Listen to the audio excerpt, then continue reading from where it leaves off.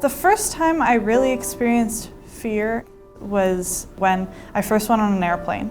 I was probably 9 years old, and once we took off and I realized how high in the air we were, I had to go to the washroom and I couldn't stand up from my seat because I thought that I would fall through the floor.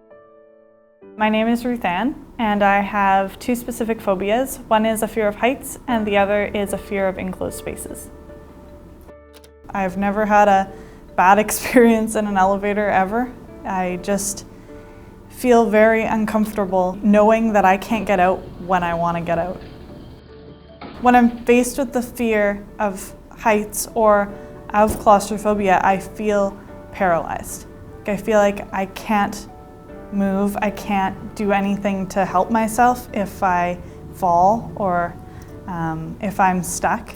It's kind of the feeling of helplessness.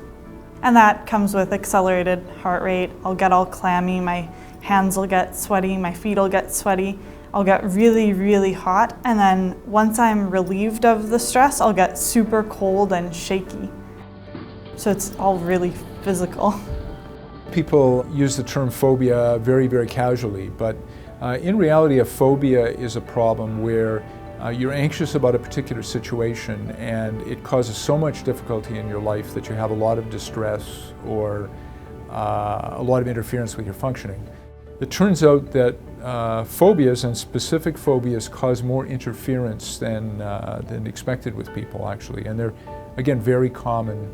When other people would see my physical symptoms or physical reaction to a specific phobia like enclosed spaces or heights, I would be really embarrassed, and people don't often understand. They're like, oh, you can't drive in heavy traffic? Oh, you can't get on an elevator? And it seems so trivial and silly. So then that in itself embarrasses me, and it makes me not want to try those things in front of people because I feel like I'm going to be judged. All anxiety problems, it turns out that the most powerful aspect of the treatment is what we call facing your fear. So when people face any fear they have repeatedly, even a worry or something that hasn't happened or is unlikely to happen, if they face it repeatedly, we're built actually so that the anxiety goes down. When I went to Toronto, I wanted to go up the CN Tower. It took me about probably an hour and a half to get on the elevator. And I went up and I made myself look out the window without covering my eyes, and I didn't try and take control of the situation. I just let myself be vulnerable. And once I was up there, I was like, oh, I did it. Okay, cool.